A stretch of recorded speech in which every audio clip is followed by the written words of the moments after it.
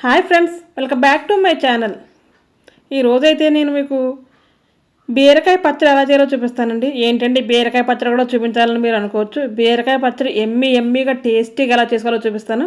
First అయితే ఒక pan పెట్టేసి స్టవ్ పైన 2 స్పూన్లు ఆయిల్ అయితే వేసుకోవాలి. మన బీరకాయ పచ్చడి చేసే క్వాంటిటీని బట్టి అయితే వేసుకోవాలి. నేను 2 బీరకాయలు అయితే చేస్తున్నాను. ఆయిల్ వేసుకున్న తర్వాత బాగా వేడైన తర్వాత కొద్దిగా జీలకర్ర, వెల్లుల్లి అలాగే కరివేపాకు వేసి అవి వేగిన తర్వాత పచ్చిమిర్చి కూడా వేసుకోవాలి. ఇన్ని పచ్చిమిర్చి వేస్తారేంటండి మండిపోదని మీరు అనుకుంటారా? మండవండి. ఇవి బ్యాడిగి పచ్చిమిర్చి అంటారు. మేము ఇది పంట పండిస్తామంటే మేము మిర్చి పంట ఇక్కడ పండిస్తూ ఉంటాము.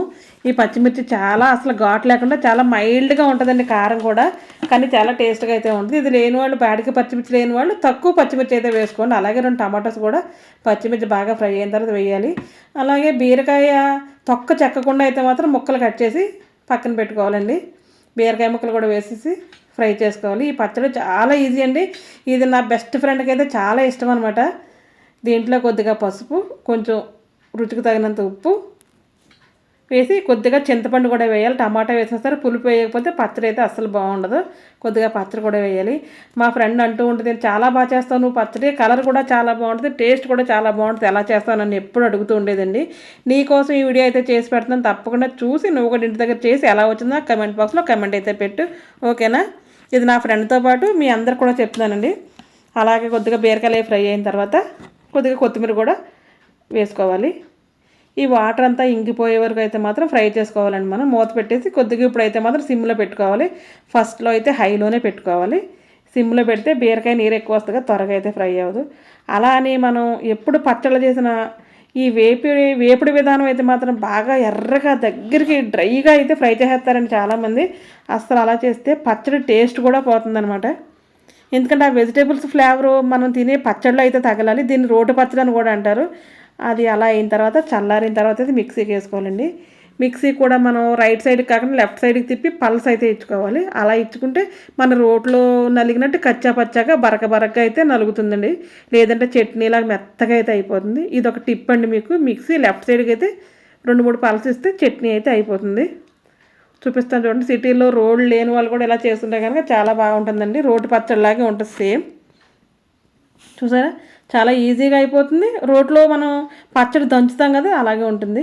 ఇదే ప్యాన్లో మళ్ళీ 2 టేబుల్ స్పూన్లు ఆయిల్ అయితే వేసుకుని మనం మళ్ళీ పోపు అయితే వేసుకోవాలి. ఈ పోపు వేస్తే ఎక్స్ట్రా టేస్ట్ అయితే వస్తుందండి బీరకాయ పచ్చడికి. బీరకాయ టమాటా పచ్చడి అనమాట. దీంట్లో కొద్దిగా జీలకర్ర, ఆవాలు, కొద్దిగా పచ్చిశనగపప్పు వేసి కొంచెం కరివేపాకు, 2 అయితే ఎండుమిర్చి వేసుకోవాలి. వేసుకుని ఈ పోపు అంతా బాగా ఫ్రై చేసుకోవాలి. మంచి కలర్ వచ్చే వరకు, మంచి అరోమా కూడా వస్తుందండి. ఫ్రై అవుతుంటేనే తెలిసిపోతూ ఉంటుంది మనకి. ఈ బీరకాయ పచ్చడి చాలా రకాలుగా అయితే తినొచ్చు అనమాట. ఎన్ని రకాలుగా తినొచ్చో కూడా మీకు చెప్తాను. మనం రైస్లోకి తినొచ్చండి. వేడివేడి అన్నంలో బీరకాయ పచ్చడి వేసుకుని కొద్దిగా నెయ్యి వేసుకుందంటే చాలా కమ్మగా అయితే ఉంటుంది. అలాగే దోశలోకి తినొచ్చు, చపాతీ కూడా తినొచ్చు అనమాట. రోటీస్ ఏం చేసుకున్నా తినొచ్చు. ఈ పోపు అయితే ఫ్రై అయిపోయింది కదా.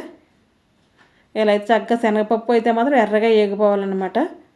ఫ్రై అయిన తర్వాత ఈ పచ్చడి అయితే ఈ పోపులో అయితే వేసేయాలి. ఎప్పుడు పచ్చళ్ళు చేసుకున్నా మనం పోపులో వేసిన తర్వాత కొంచెంసేపు అయితే ఫ్రై చేయాలండి. ఫ్రై చేస్తే దాంట్లో ఉన్న పచ్చిదనం అంతా కూడా పోయి టేస్ట్ అయితే డబల్ అయితే అవుతుంది.